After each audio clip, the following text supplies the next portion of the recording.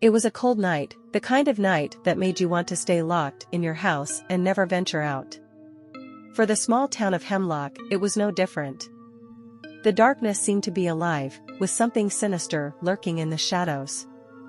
John had been warned by his parents not to leave the house when the sun went down, but he had a feeling that something was out there. He had heard stories of the mysterious rituals that took place in the woods surrounding the town, and he was determined to find out what was really going on. John set off into the woods, armed only with a flashlight and a pocket knife.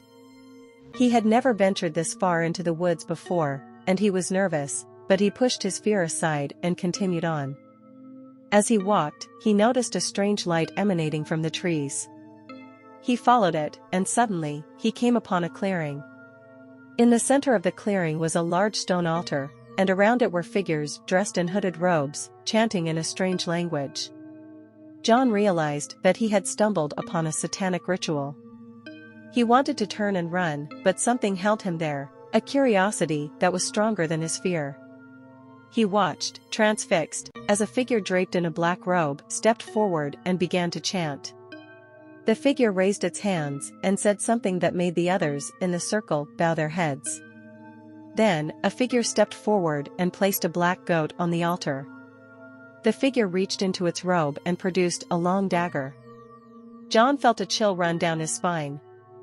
He knew he needed to leave, but he couldn't take his eyes off the ritual.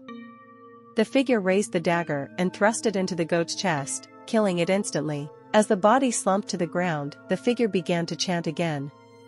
John watched in horror as the figure rummaged through the goat's entrails, chanting all the while. Finally, the figure pulled out the still-beating heart and placed it on the altar. The others in the circle stepped forward and began to chant. John knew he had to get away, but he couldn't seem to move. He was paralyzed with fear, and he knew he was in danger. Suddenly, the figure with the dagger stepped forward and pointed it directly at him. John screamed and ran, not stopping until he was safely back at his house. He slammed the door shut and locked it, and then he collapsed on the floor, trembling with fear. He had seen something that no one was ever meant to see. He had encountered evil, and it had almost taken him. He knew that he could never forget what he had seen that night, and he was sure that it would haunt him for the rest of his days. Thanks for watching.